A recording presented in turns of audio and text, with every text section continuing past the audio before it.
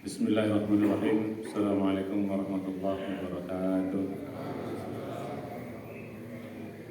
Alhamdulillah, wassalatu wassalamu ala asyrafil anbiya'i wal mursalin wa ala alihi wa sahbihi ajma'in.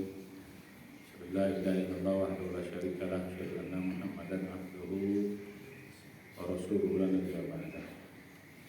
Mari kita awali kajian kita dengan membaca basmalah. Puji syukur kita panjatkan kepada Allah Subhanahu wa taala. Salawat serta salam kita sampaikan kepada Rasulullah sallallahu alaihi wasallam. Mudah-mudahan kita semua senantiasa dijaga iman Islam kita, diberikan kekuatan untuk senantiasa bisa beramal soleh dan juga untuk taat kepada Allah Subhanahu wa taala. Mudah-mudahan kita semua bisa dalam keadaan husnul khotimah dan bisa istiqomah melaksanakan sunnah Rasul semaksimal kita bisa. Mudah-mudahan di hari kiamat kita diberi kesempatan mendapat syafaat dari Nabi dan bisa berkumpul di dalam surga dengan Allah serta keluarga dan orang yang kita cintai. Amin ya rabbal alamin. Hari ini kaji kita lanjutkan ya pada pelajaran yang sebelum Ramadan tentang hakikat sholat ya. Kita pertajam, kita perdalam supaya bagaimana saya sampaikan pada waktu yang dulu ya, bahwa ketika kita belajar ilmu hakikat ini supaya cara pandang kita berubah, cara pandang kita itu berubah, cara pikir kita berubah. Selama ini cara pandang kita, pikir kita mungkin cetek-cetek saja, yang dekat-dekat saja. Dengan belajar ilmu hakikat, cara pandang kita itu mulai cara pandang yang jauh, cara pandang yang luas, cara pandang yang dalam. Ya, ini yang akan membuat kita insya Allah selamat, bahagia, sukses juga dunia dan di akhirat. Orang yang berpikir pendek, orang yang bercara pandang pendek, insya Allah sulit akan selamat. Biasanya stres itu gara-gara kita berpikir pendek, maka jadi stres. Galau, stres, gelisah, takut, sedih, dan lain sebagainya karena kita berpikir pendek, berpikir cetek. Selalu berpikir yang zahir, yang nampak saja. Padahal yang tidak nampak itu, yang tersembunyi itu, bahkan yang jauh nanti sampai kepada hari akhirat itu, yang tidak terjangkau oleh akal biasa, dengan cara berpikir biasa, mungkin berbeda dengan apa yang nampak.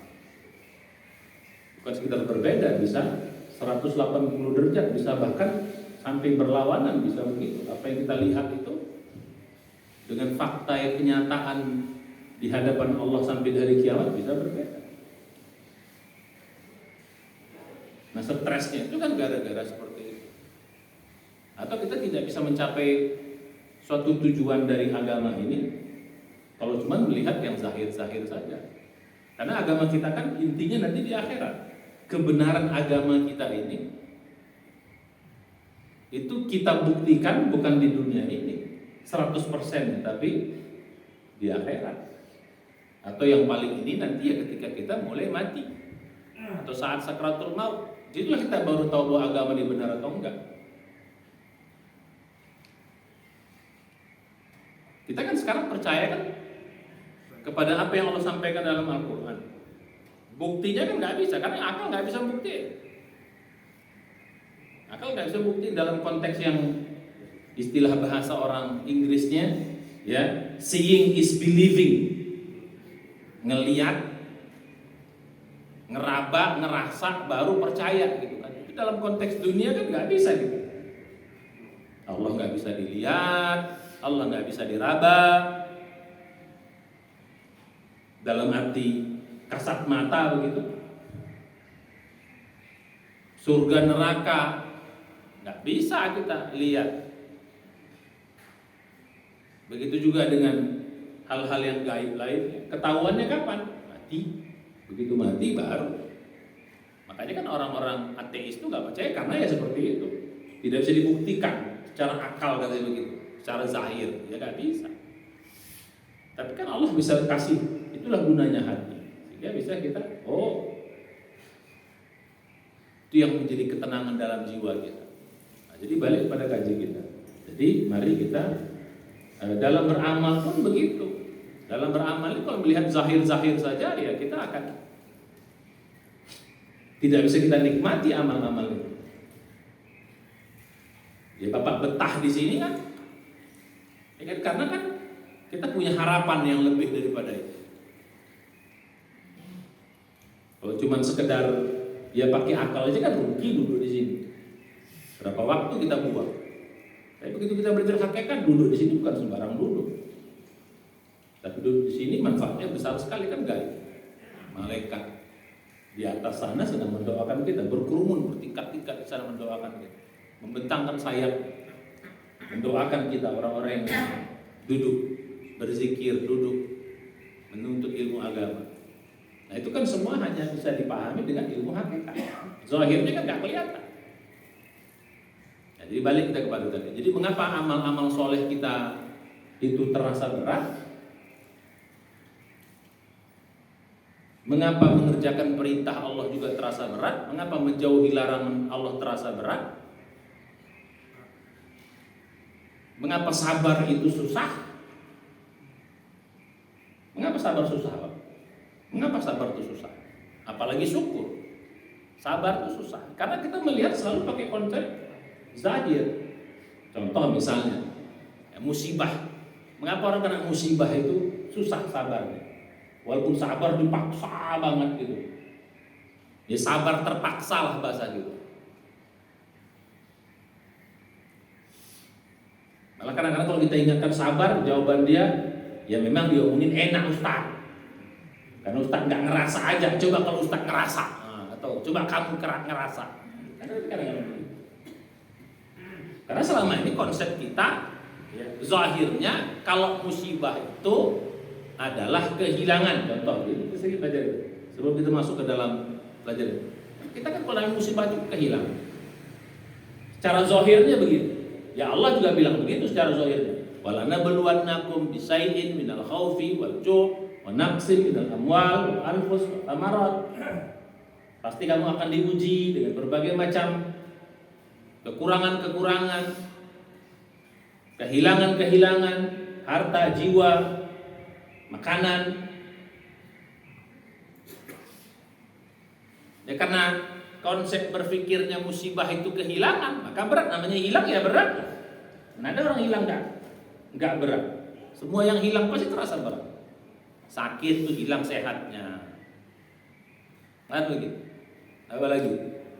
Ya, kalau orang meninggal ya hilang orang yang dicintainya. Ya semua musibah-musibah itu. Suami kawin lagi, hilang separuhnya. Konsepnya apa? Konsepnya apa? Zahirnya kehilangan. Makanya terasa berat. Nah, kalau kita belajar ilmu hakikat, musibah itu bukan kehilangan, Pak, tapi mendapatkan. Berbeda dengan akal. Akal mengatakan hilang, tapi belajar hakikat kita mendapatkan. Nah, kalau kita pahami, kita yakini bahwa musibah itu mendapatkan, kira-kira nangis enggak? Kalau kehilangan pasti nangis. Tapi kalau mendapatkan harusnya apa? Senang. Bahagia, gembira harusnya. Makanya ujung dari ayat itu wabasyir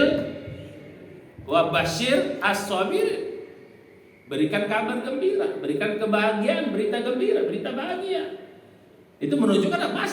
Nah, kenapa Allah suruh berita gembira, berita bahagia? Karena kau bukan kehilangan, tapi apa? Kau mendapatkan. Kan gak nyampe lo gitu. Dapat apa? Makanya dalam ayat lanjutannya itu, ulaika alaihim, mereka itu mendapatkan tuh. Jadi orang yang kehilangan tadi itu akan mendapatkan. Apa yang dapatkan? Sholawatun mir rabbih, penghormatan tertinggi dari Tuhannya, derajatnya naik dapat. Wa rahmatun, dapat rahmat, cintanya Allah, rahmatnya Allah. Wa ulaika humul muhtadun, dan imannya naik, diberi hidayah dia. Imannya meningkat. Al-Baqarah mulai dari 155 ini 157 punya. Ayat 156-nya yaitu innalillahi wa inna ilaihi raji'un.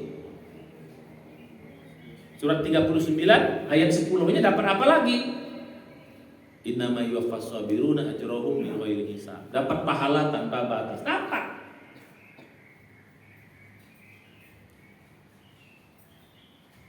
Surat 2 ayat 153-nya dapat apa lagi? Innallaha ma'as sabirin. Kau dapat apa? Tuhan selalu bersama kamu. Kau hilang sesuatu tapi kau dapat Allah. Coba. Kita hilang, Mak, tapi kita dapat Allah. Coba. Yang kita hilang itu apa? Materi, fana, sakit, fana, istri, anak, harta, fana. Semua musibah itu kan kecil semua tuh. Kau hilang itu, terus kau dapat Allah gitu loh. Innallaha ma'as sabirin, kau dapat Allah. Allah bersama orang-orang yang sabar. Bukan sekedar dapat. Dalam surat ketiga ayat 146 itu Allah mencintai. Kalau tadi merahmatimu ditambah lagi 7 dapat, Pak. Gila-gilaan semuanya itu. Wallahu yuhibbus sabirin. Allah mencintai orang-orang yang sabar. Bayangin. Jadi konsepnya apa? Bukan kehilangan, tapi kalau gitu kena musibah, harusnya apa kita harusnya? Harusnya alhamdulillah. Dan itulah yang dilakukan oleh orang-orang soleh, sahabat dulu begitu. Sebelum mereka innalillah, mereka alhamdulillah dulu. Baru setelah alhamdulillah mereka innalillahi wa inna ilaihi raji'un. Mengapa terasa berat? Ya karena tadi konsepnya kehilangan. Nah, ini karena konsepnya hilang. Dan mulai sekarang musibah itu pada hakikatnya bukan kehilangan, tapi mendapatkan 7 dan top semua itu yang kita dapat ya. Saya sebutkan tadi top semua itu. Yang hilang segini, dapat segini. Bukan sekedar gini lagi ya, unlimited dong. Kau dapat Allah, dapat cintanya, dapat rahmatnya, dapat penghormatan tertingginya, dapat pahala tanpa batasnya, dan seterusnya. Nah ini saya bilang tadi, nah ini tidak apa namanya, tidak bisa dicerna secara apa zohir. Cuman kapan dapatnya kan? Ketahuannya apa? Nah, pas mati. Makanya saya bilang dulu kalau yang gaib itu dinampakkan, yang gaib dinampakkan, semua yang di dunia ini ujian itu terasa ringan karena yang gaib sengaja Allah sembunyikan. Itulah ketika Nabi Musa belajar sama Nabi Khidir, kata Nabi Khidir nggak sabar kau belajar sama. Kenapa? Karena Nabi Musa belajar selalu dalam konteks zahir. Yang gaibnya nggak diajarin Allah gitu. Allah nggak ngajarkan yang gaib kepada Nabi Musa tentang banyak hal. Syariat diajarkan Allah dalam konteks hukum-hukum, tapi dalam konteks rahasia di balik syariat itu, hakikat di balik syariat itu Allah nggak ajarkan kepada Nabi Musa, Allah ajarkan kepada Nabi Khidir. Itulah kelebihan Nabi Khidir dibanding Nabi Musa. Walaupun pemangku Rasul dalam zaman itu adalah Nabi Musa. Beda dengan Nabi Muhammad. Nabi Muhammad dapat dua-duanya. Hakikatnya Allah kasih juga, ya syariatnya dalam konteks tapi Allah kasih juga. Karena di zaman itu enggak, Allah tidak kasih kepada Musa. Allah lebihkan Khidir dalam bab itu. Nah, balik kita pada kaji kita. Tapi kita tidak boleh membeda-bedakan karena Nabi itu semua punya keunggulan sendiri-sendiri, makomnya sendiri-sendiri hadapan Allah Subhanahu wa taala. Balik pada kaji kita. Dan mari kita mulai sekarang latihan, berpikir jauh, berpikir dalam, sampai nanti pandangan kita jauh sampai ke hari akhirat. Itulah belajar ilmu hakikat. Insya Allah terasa ringan semua apa yang kita hadapi. Saya bilang juga kemarin, kenapa ikhlas itu juga susah? Kenapa ikhlas susah? Jadi ikhlas, sabar, syukur, tawakal, apalagi istilahnya, ya ridho. Semua terasa susah karena kita melihat secara zahir. Makanya terasa berat. Ibadah mengapa terasa berat? Ya zahirnya apa? Wajib. Kenapa sholat wajib sih? Makanya berat. Karena konsepnya wajib. Wajib itu kan beban.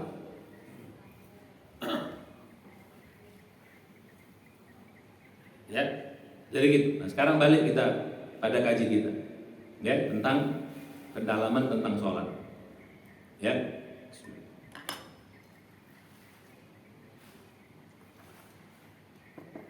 Oke. Kemarin kan hakikat sholat ada 3. Masih ingat lagi? Saya ulang kaji lagi. Hakikat ada sholat ada 3. Satu, sholat itu hakikatnya adalah pertemuan dengan Allah. Bertemu Allah bahasa kita. Pertemuan dengan Allah. Jadi hakikatnya sholat itu pertemuan dengan Allah. Ya tentu saja bukan pertemuan fisik, pertemuan ruhani. Ya, azan itu bukan panggilan muazin. Ya, azan itu bukan panggilan muazin, bukan waktu masuk sholat, tapi azan itu panggilan Allah. Dipanggil apa? Dipanggil jumpa. Woi, bahasa kitanya, kemari kalian, jumpa aku, kata Allah. Kira-kira begitulah bahasa simboliknya. Kemari kalian, jumpa aku.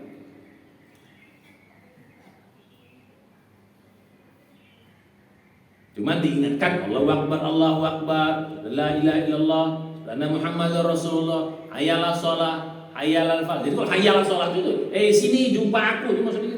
Tapi sebelum hayalah sholat, diingatkan dulu iman kita. Diingatkan pertama, Allahu Akbar, woi, semua itu kecil. Yang besar siapa? Allah, mau kecil. Maka kalau kita belajar hakikat seperti itu, harusnya ketika Allah Akbar itu pasti orang bergerak semua Pak ke masjid. Harusnya. Ibu-ibu bergerak semua siap-siap untuk sholat. Harusnya. Apa yang sedang kita alami pada kondisi itu kecil semuanya. Ketika itu kita makan kecil. Walaupun Nabi memberikan keringanan, gak apa-apa kalau makan boleh, habisin dulu. Bagus kok nanti sholat, makan ingat sholat daripada sholat ingat makan, gak apa-apa itu dikasih keringanan. Tapi itu kan sepukul-sepukul, kebetulan. Masa tiap azan kau nyuap terus kan?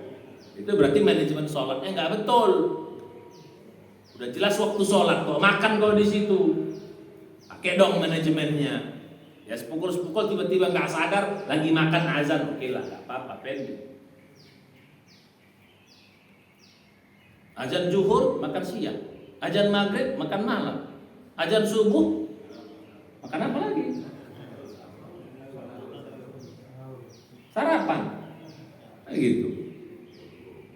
Ya bisa aja Pak azan subuh sarapan Pak.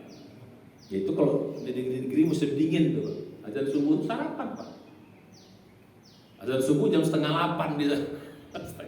Kalau yang dari musim dingin itu kan bisa jam 7:30, jam 7. Kadang bisa jam 8:30, bisa jam 9 subuhnya. Ya saya pernah coba waktu itu ke apa diundang ya pelatihan sholat dia begitu. Kita udah sholat tahajud apa kok subuh lama kali gitu, ini kita nggak bisa tidur lagi kan gitu. Biasa tahajud jam 4, ini tahajud subuh jam 7:30, dia ngapain lagi Pak di situ? Tidur nggak bisa lagi. Akhirnya kan luntang-lantung, nggak enak juga. Paling enak kan negeri Indonesia ini memang. Ya diharap lah juga. Paling enak negeri kita nih Pak. Normal semuanya, nggak ada yang begitu-begitu masalah alam. Nah, jadi balik pada kata kita.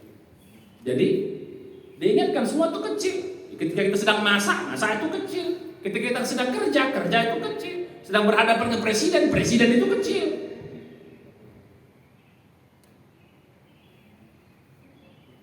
Sedang pusing menghadapi masalah itu kecil. Apa aja semuanya kecil. Jadi kalau kita pahami info Allahu Akbar itu mengingatkan, woi semua itu kecil, yang besar Allah. Kemari kau, kata Allah. Semua itu yang kau hadapi kecil semua.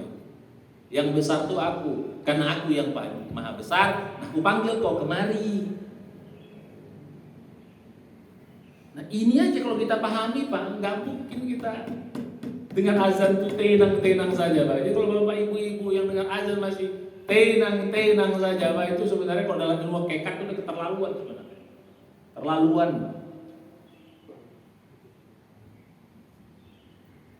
Keterlaluan pertama ya tak sopan, dipanggil Allah yang maha besar kau tak datang. Tak sopan sebenarnya.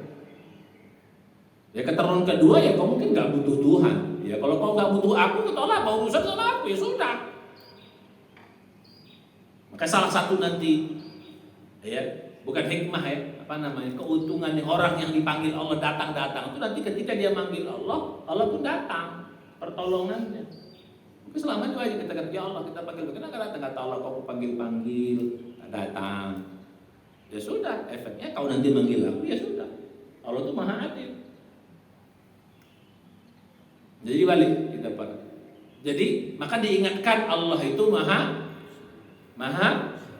besar. Artinya yang lain, kalau yang lain kecil, nah yang makanya parahnya yang ketiga Pak Asri. Berarti satu. Yang saya katakan tadi dipanggil Allah kok nggak datang, kurang ngajar atau apa? Yang bahaya itu yang ketiga. Berarti kalau gitu, ini kok secara akidah bahaya Pak. Berarti Tuhan itu kecil kau rasa, yang kau hadapi itu besar. Wah ini bahaya Pak kalau secara akidah. Yang hakikatnya ngeri kali ini maksudnya Pak.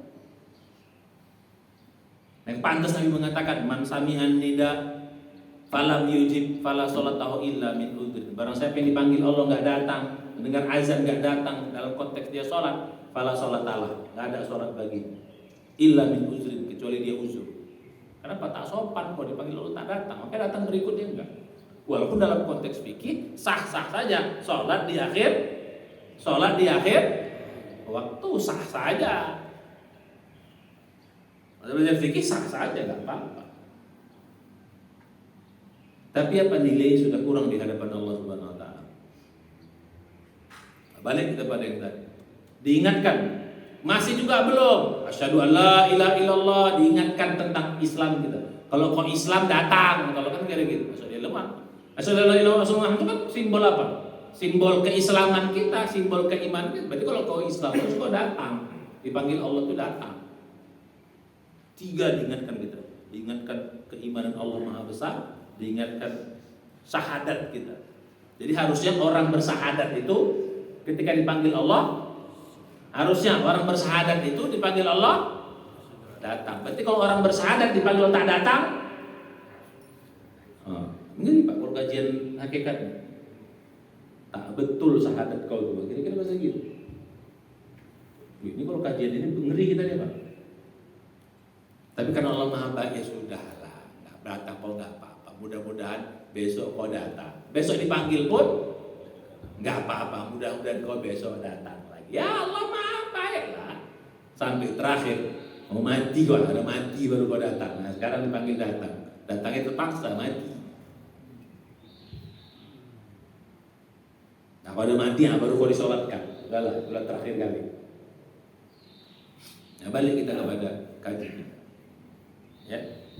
Nah disuruh Allah datang pun untungnya bukan untuk aku, kata Allah. Hayalah sholah itu kau datang bukan untungnya untuk kau. Hayalal falah, kau dapat falah nanti. Bukan untuk aku sholat itu. Kau jumpa aku itu bukan untuk aku.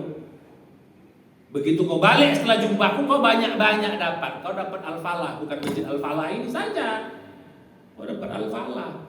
Al-falah itu lengkap. Kemenangan, keberuntungan, kesuksesan, kebahagiaan, keselamatan, kata-kata al-falah. Lengkap semua di situ kata-kata al-falah.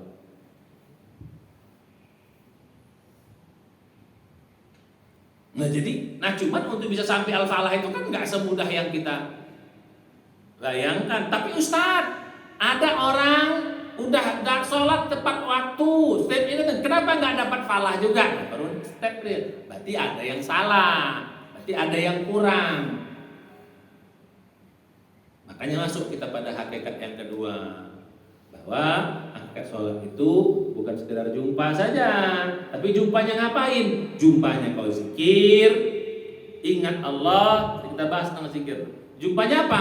Kau doa. Maka hakikat yang ketiga, sholat itu adalah doa. Doa itu memanjatkan harapan, permintaan.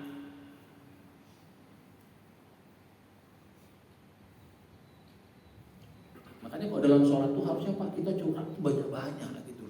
Sholat itu curhat, minta semuanya minta ilmu apa yang perlu diminta.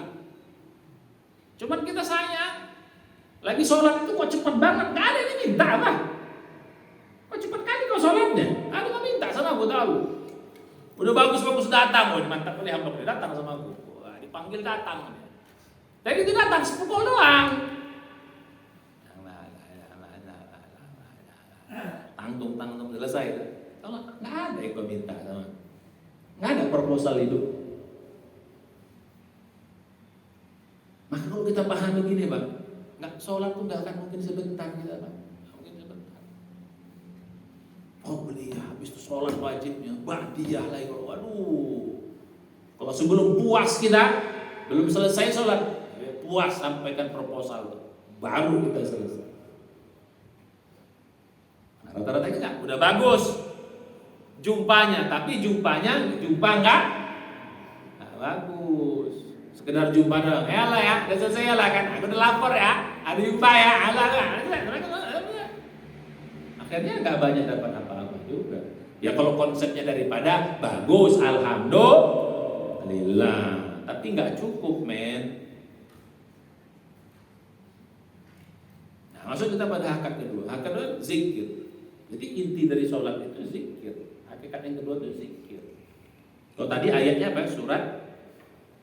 Surat 2 ayat 45. Wasta'inu 46 juga. Wasta'inu bisabri wassalah wa innaha lakabiratun illa 'alal khashi'in alladzina yadhunnuna annahum mulaqu rabbihim wa annahum ilaihi raji'un. Minta tolonglah kepada Allah dengan sabar dan salat. Sungguh salat itu berat. Kecuali orang yang khusyuk.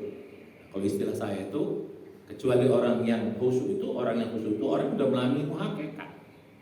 Orang khusyuk itu orang yang sudah memahami hakikat. Kenapa? Ketika sholat dia meyakini mulaqu rabbih, dia jumpa Tuhan. Jadi orang khusyuk itu orang yang sudah sampai ilmu hakikat. Jadi orang yang sudah sampai pada ilmu hakikat ini, makanya sholatnya terasa ringan. Wa innaha lakabiratun, sungguh sholat itu berat. Maksudnya sholat yang bagus gitu loh. Itu terasa berat.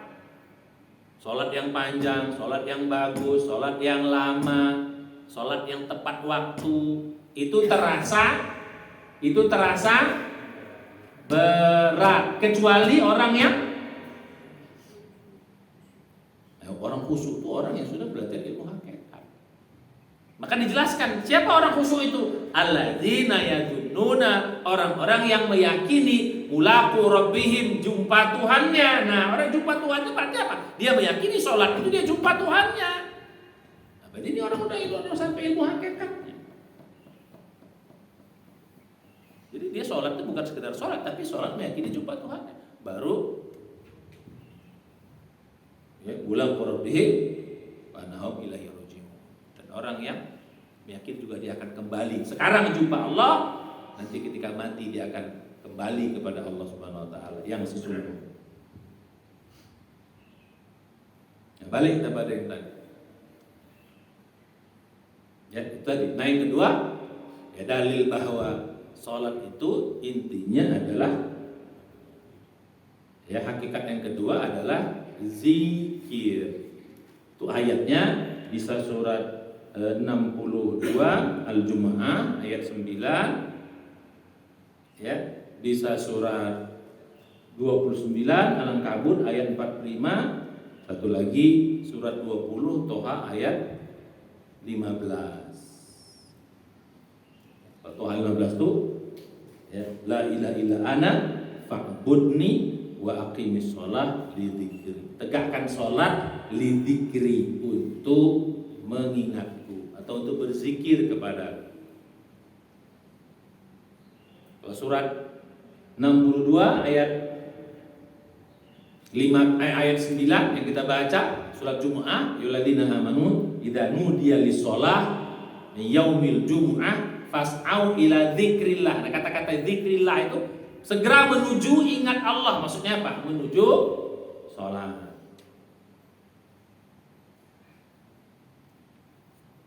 Nah, jadi inti hakikat. Jadi jumpa itu bukan sekedar jumpa. Jumpanya apa? Jumpa kok ingat. Nah, kata-kata mengingat itu maknanya 3, Pak. Nah, kata-kata zikir itu maknanya 3. Jadi saya bilang tadi, biar kita tahu makna zikir itu 3. Jadi hakikat zikir itu 3. Bisa kita katakan makna. Nah, kita udah belajar hakikat ya. Jadi hakikat sholat itu zikir. Nah, sekarang makna zikir itu apa? 3. 1, menyebut. Makanya sholat tuh mulutnya mesti ngomong, karena dia nyebut. Nggak ada sholat dalam hati aja. Allahu Akbar, nyebut mulut. Kalau kita belajar fikih, minimal lidahnya bergerak. Bibir tak bergerak nggak apa-apa, asal lidahnya. Karena bisa jadi bibir nggak bergerak. Tapi kalau kita lihat dari hadis Nabi, dari mana tahu sahabat itu, Nabi itu mengucapkan suatu dari jenggotnya yang naik turun. Jadi berarti dia ngomong. Jadi kalau orang, nah itu nggak betul. Mesti menyebut. Makna zikir itu menyebut lidahnya. Nah, bilisanik, dengan lisan.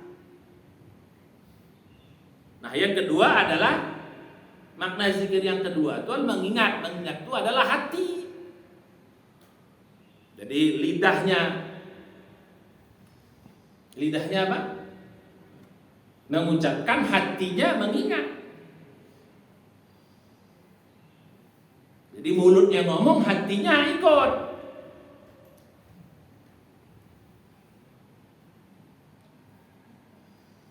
Nah, yang ketiga, maknanya itu adalah, makna dari zikir itu adalah apa bahasa kita?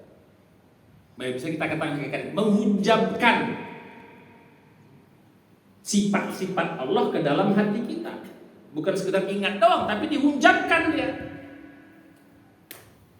Kalau ingat doang kan, ingat, sebut. Tapi ingat, maksudnya tadi menghujamkan. Yang kau sebut itu kau hujamkan di hatimu.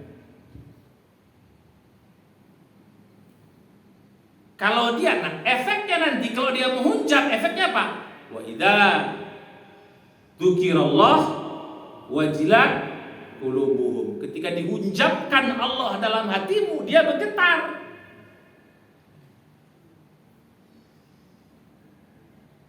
Jadi gitu, bergetar dia. Ada pengaruh dalam hati itu.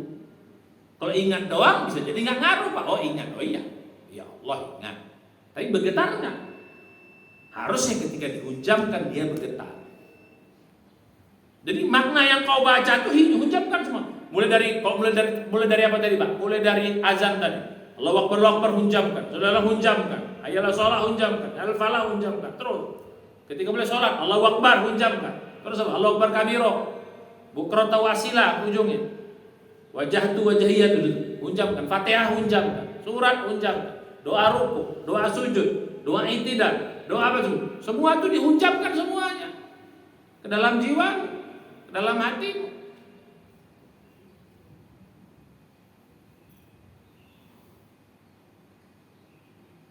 Makanya, nah ini ya, walaupun kita tidak masuk kepada bab bab bertengkar ya, bab berdebat.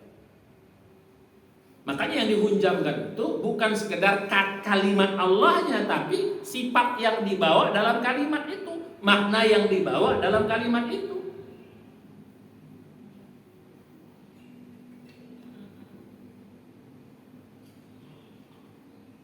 Makanya kalau orang sufi itu bukan kita bahas orang dibagi dua, ada grup ya.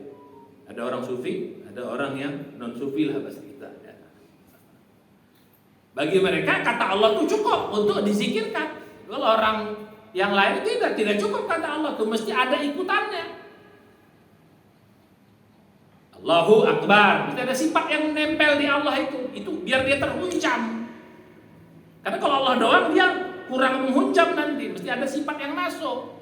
Makanya Allahu Akbar, terus apa lagi? La ilaha illallah, terus apa lagi? Allahu Akbar, terus subhanallah, alhamdulillah, la haula wala quwata illa billah. Itu kan sifat-sifat yang menghunjam semuanya. Walaupun kita tidak masuk dalam perbedaan ini.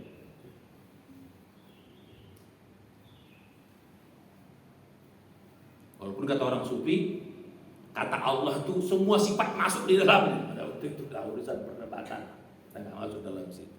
Jadi mereka itu cukup pikirnya Allah sudah.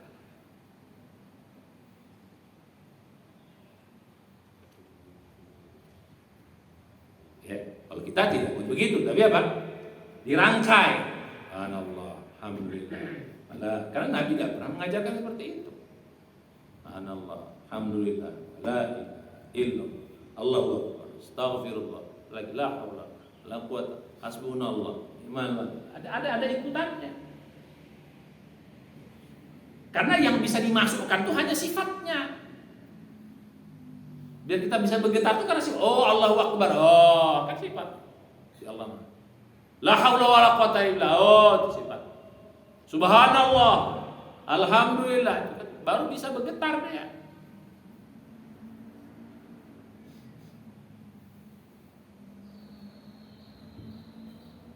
Ya. Jadi kembali kepada kajian kita. Cuman kalau kata orang sufi lagi, nah kalau cuma sifat itu kalau hakikat lagi ini, jadi hakikat dalam hakikat, gitu lagi. Sudah. Ya. Balik kita pada kajian kita. Jadi kalimat takbir sampai kalimat salam itu harus dihunjamkan Pak ke dalam jiwa kita. Makanya salah satu makna zikir itu artinya tegak. Dalamnya lagi zikir itu bukan tapi tegak. Jadi menegakkan nama-nama Allah itu dalam jiwa kita. Makanya kata-kata zikir, maaf ya, sama kata-kata zakar itu sama Pak akarnya. Apa zakar? Barang laki-laki, mohon maaf. Itu kan karena tegak.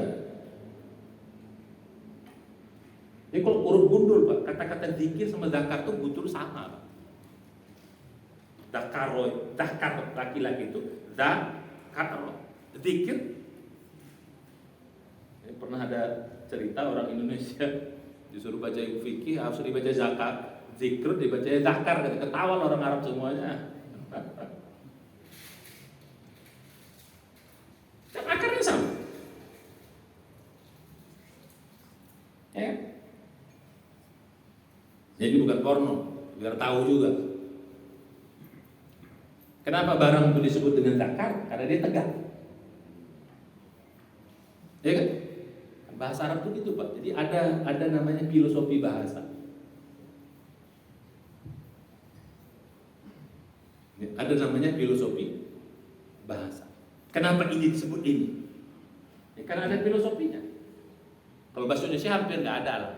Ada juga lah. Kenapa guru disebut guru? Ya digugu dan ditiru, gitulah. Nah, suka begitu. Ada tuh namanya filosofi bahasa. Ya. Itu bahasa Arab kaya dengan filosofi bahasa itu. Kenapa neraka disebut dengan neraka? Kenapa surga disebut dengan surga? Nah, ada filosofinya Pak. Enggak sembarangan itu. Kenapa perut disebut dengan paten? Kenapa? Nah, itu ada filosofinya. Ya, itu kaji nantilah. Balik pada kaji kita. Nah, jadi menghunjamkan apa? Menegakkan apa? Sifat-sifat Allah di dalam hati itu. Jadi begitu kita Allahu Akbar sudah jadi kata-kata Allah itu dalam sudah. Nah, nanti efeknya itu keluar. Nanti efeknya kalau hatinya sudah bergetar, efeknya nanti ke badan. Efeknya ke badan, Pak. Itulah salah satu juga makna iman. Maka iman apa?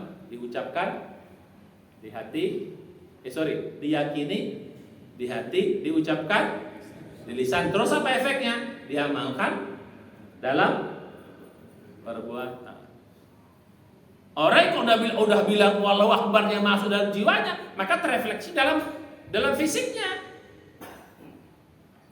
Begitu terefleksi berarti begitu dia Allahu Akbar masuk, berarti yang lain terasa kecil harusnya. Tapi faktanya kan enggak gitu. Allahu Akbar berjuta-juta kali, tapi dunia masih terasa besar. Berarti apa? Menghunjamnya belum pas. Tadi bisa jadi kenapa? Belum lama. Maka saya bilang tadi harus khusyuk. Orang khusyuk itu harus belajar menghakikat. Balik pada kita kaji.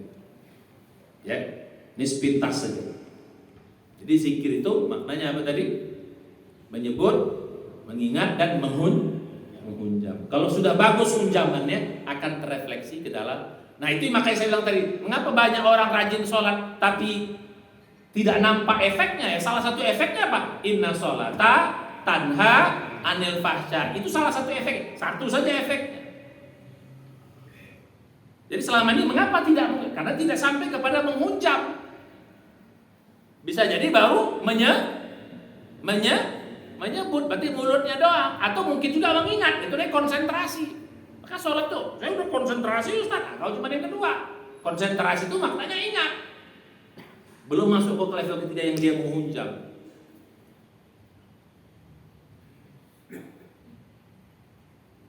Kalau kita ingat makan, apakah pengen langsung cari makan? Bang, kalau ingat makan, apakah langsung cari makan? Enggak. Kalau pengen pergi, apakah langsung jalan pergi? Belum tentu. Tapi kalau kata pengen makan dihunjamkan, makan. Jadi apa jadi? Wah, kayak gila kira-kira. Jadi tidak selalu ingat itu membuat kita bereaksi. Bisa saja,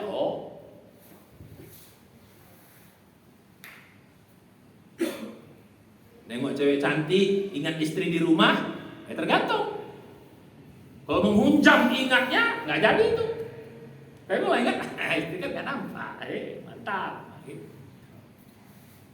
Yang ini orang-orang istiqomah, ikatan suami takut istri kalau di rumah.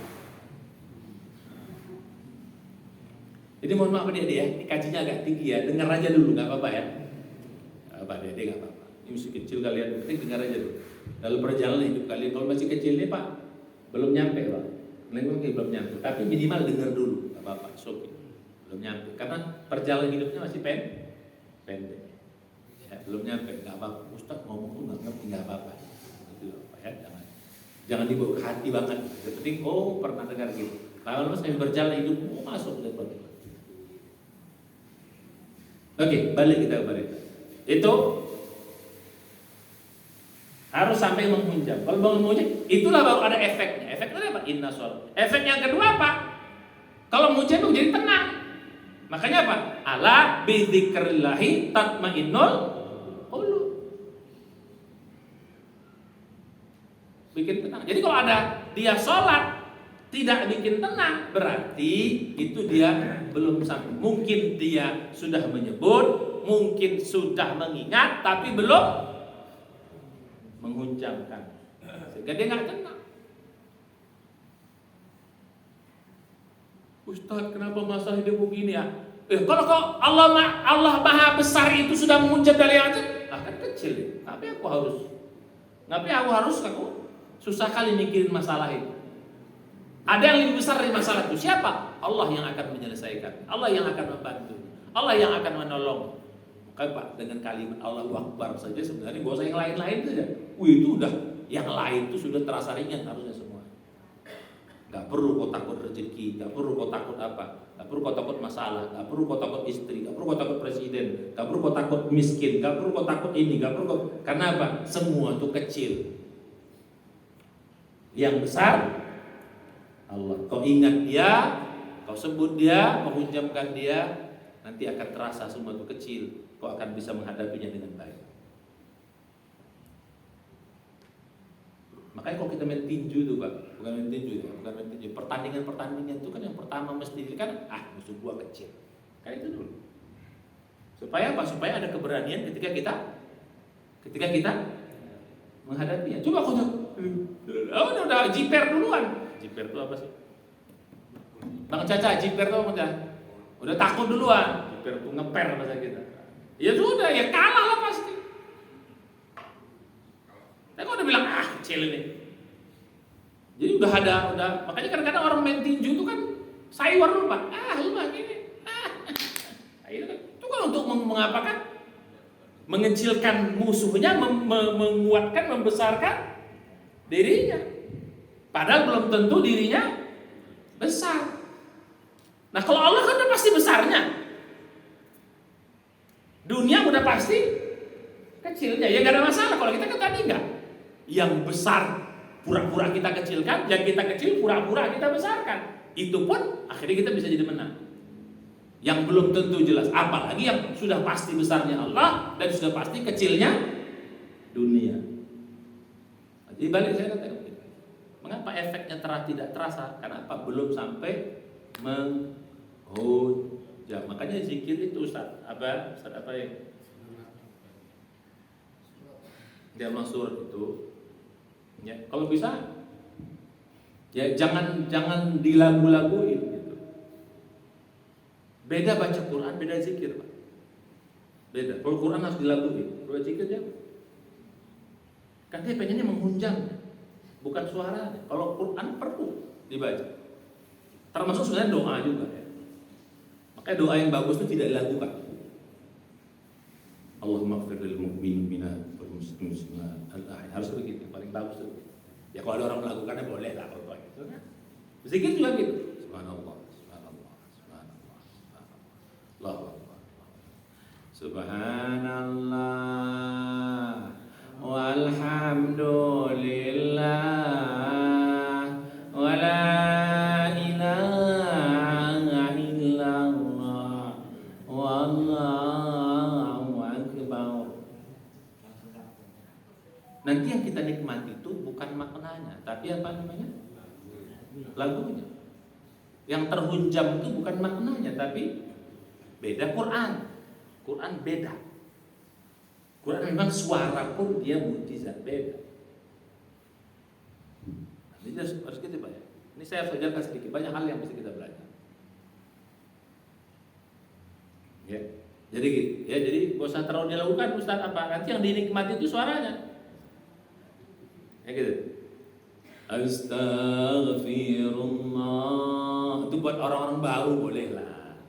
Rabbal baraya astaghfirullah minal khataya. Apa yang enak? Apa yang enak? Lagunya.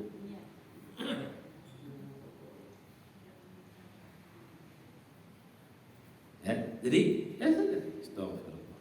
Biar masuk di mana? Astagfirullah. Alladzi la ilaha illa huwal hayyul qayyum. Astagfirullah. Nah, kalau untuk baru-baru supaya cepat hafal nggak apa-apa, tapi begitu one sudah jago, sudah hafal ya sudah enggak usah laguin lagi. Biar kita bisa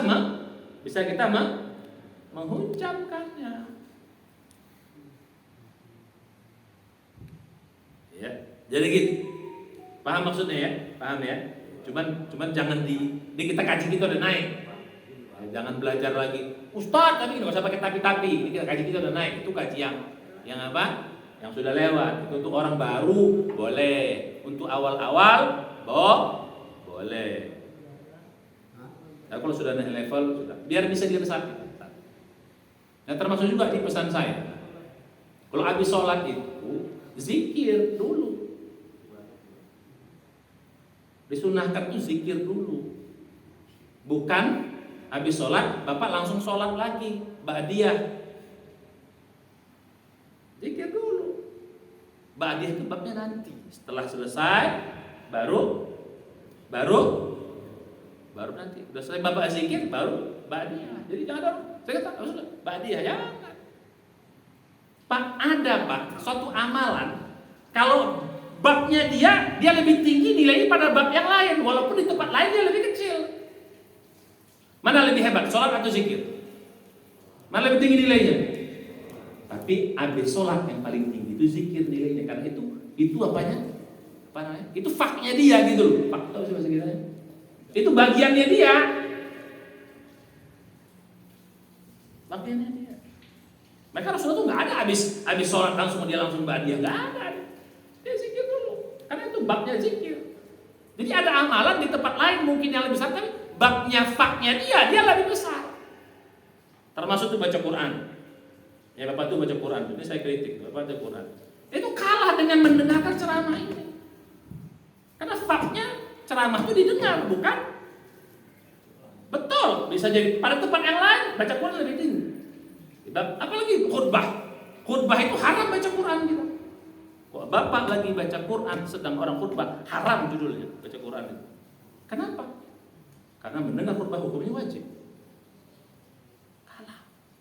Jadi kita harus mengerti ilmu.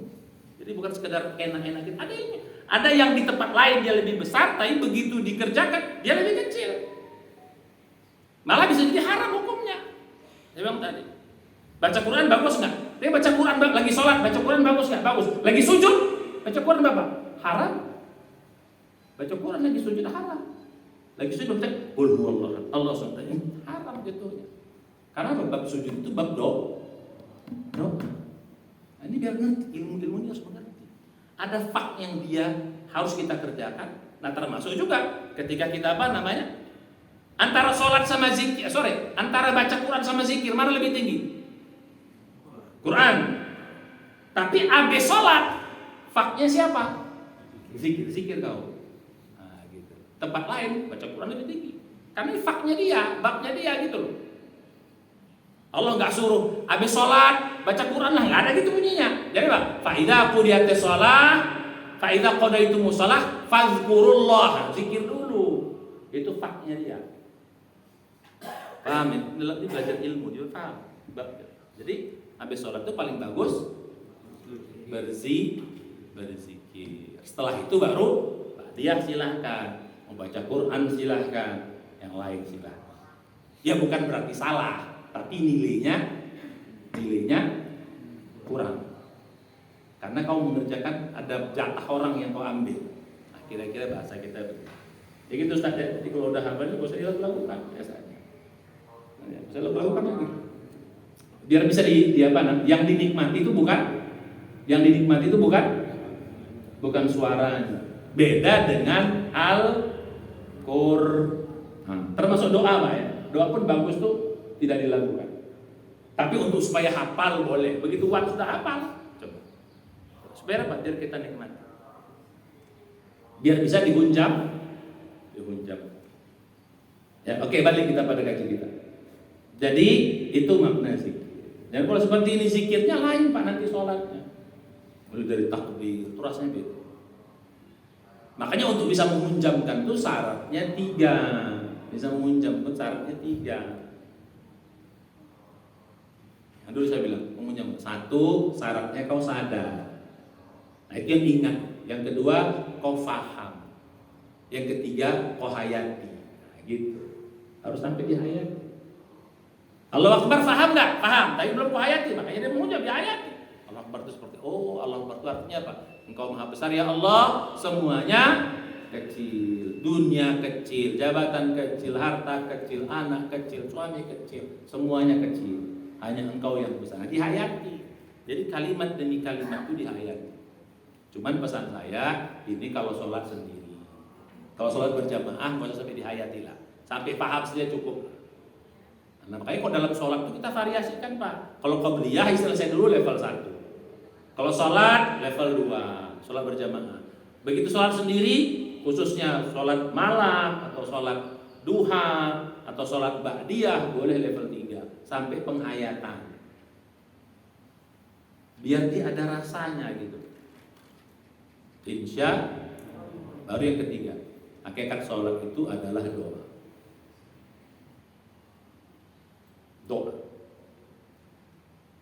Makanya sholat isinya penuh dengan di samping zikir, sifat-sifat Allah yang kita ungkapkan. Yang kedua adalah doa semua. Rabbi firli wa liwalidayya, Rabbi firli warhamni wajburni warfa'ni, itu doa. Apalagi ihdinas siratal mustaqim, siratal ladzina an'amta 'alaihim sampai siratal ladzina an'amta 'alaihim, itu doa. 3 ayat terakhir itu doa. Apalagi doa? Itu doa yang umum. Assalamualaikum ayuhan nabi, doa. Itu salawat. Terus assalamualaina, doa. Itu doa yang umum. Doa yang khusus ya kita boleh tambah dalam sujud. Makanya boleh sekarang Pak, dalam sujud itu perbanyak doa, khususnya sholat sendiri. Atau kita berimam boleh juga kita ajarin supaya latihan sujud itu dilamain biar orang tahu di situ tempat banyak doa. Ya cuma jangan lama-lama kali juga Ustaz Ahmad. Ya sewajarnya. Cuman orang tahu bahwa ini ada doa loh di dalam sujud itu. Kok agak lama nih imam di sujud, berarti dia nambah doa. Ya tidak harus terakhir. Ya mengapa sering orang gunakan terakhir itu supaya jangan lupa saja. Biasanya kok di awal-awal cepat lupa. Nah mulai sekarang Pak latihan tuh. Karena sholat ini masa jumpa Allah? Sayang Pak, kita sudah jumpa, sudah nyebut sifat-sifat Allah, memujinya. Nah tambahan doa dong, perbanyak. Karena doa yang paling top Pak dalam sholat itu dikabulkannya, terutama saat sujud itu top doa semua. Maka perlama sekarang latihan Pak dalam sujud nih, lamakan doa di situ. Lama lah curhat. Ustadz yang hafal pakai baca Quran atau baca hadis doanya boleh disebut. Tapi doa tambahan lain boleh pakai bahasa Indonesia tapi dalam hati. Curhat aja nggak apa-apa lagi. Ya Allah, kasih kemudahan dalam urusan ini. Kalau bisa bahasa Arabnya, Rabbi shrah li sadri wa yassir li amri. Itu kan ada doa. Wa yassir li amri wal uqdatan. Boleh ada doanya. Kalau nggak hafal bahasa Indonesia boleh, tapi bahasa Indonesia dalam hati. Ya Allah kasih anakku anak yang soleh. Bisa. Rabbi habli minas sholihin. Rabbi habli minas sholihin. Boleh. Itu bahasa Arabnya, bahasa Qur'annya ada. Rabbi habli minas sholihin. Kalau nggak hafal bahasa Indonesianya dalam hati, ya Allah kasih anakku anak yang soleh, kasih suamiku suami yang soleh, kasih istriku istri yang soleh. Kalau yang ini tak soleh, kasih yang lain juga boleh, asal soleh. Ibu-ibu marah lagi. Nah jadi gitu Pak. Mulai sekarang coba perbanyaklah doa dalam sujud itu, atau setelah tahiyat akhir. Tahiyat akhir itu juga sebenarnya Pak, itu juga top doa. Coba mulai sekarang ya, biar sholatnya terasa indah, terasa. Nah nanti baru saya akan bahas ya di minggu depan itu, di bulan depan itu tentang tambahan hakikat doa. Jadi selama ini kita memahami betul Pak, doa itu betul meminta. Tapi ada kadang-kadang ada dua lagi yang kita belum dapat. Jadi seolah-olah dia hanya meminta semata. Tapi ada tambahan lain. Maka kadang-kadang mengapa doa itu kurang ngaruh? Karena kita cuma minta doang. Beda Pak, minta sama manusia, minta sama Allah itu dua hal yang berbeda. Mengapa sering kita doa itu kurang greget? Kenapa doa itu kurang greget? Karena kita memahami bahwa doa itu semata-mata minta doang. Nah, itu yang harusnya kita, insya Allah kita supaya apa? Supaya doa itu jadi pukulannya beda. Jadi begitu orang berdoa, pukulannya beda. Jadi kalau ada orang berdoa kurang semangat, setelah doa berarti doanya belum mantap. Tapi begitu sudah doa langsung menimbulkan semangat. Jadi kalau kita berdoa, ya Allah kasih aku rezeki, harusnya apa? Semangat pasti dapat rezeki. Kalau doa minta sehat, pasti kita sehat. Nah, harus gitu. Harus itu kita tambah insya Allah pada pertemuan yang akan datang. Biar ketika berdoa itu lain rasa doa. Beda Pak ketika kita berdoa. Jadi bukan semata-mata minta doang. Jadi kita sedikit belajar tentang hakikat doa. Makanya doa itu jadi senjata Pak. Kita kan doa nggak jadi senjata, minta doang. Namanya senjata seperti apa sih? Coba Nabi bilang doa itu senjata. Selama ini kita doa tapi tidak jadi senjata, cuman jadi permintaan, belum menjadi senjata. Insya Allah kita bahas nanti yang khusus ya tentang hakikat doa, supaya doa bisa menjadi senjata. Insya Allah. Mudah-mudahan kita lanjutkan pada pertemuan yang akan datang. Wallahu a'lam. Sudah duha. Duha itu dimulai dari lewat 20 ya. 6.20 duha. Mari kita baca doa penutup majelis. Subhanaka Allahumma bihamdika asyhadu an la ilaha illa anta astaghfiruka wa atubu ilaik. Assalamualaikum warahmatullahi wabarakatuh. Silakan boleh awal dulu.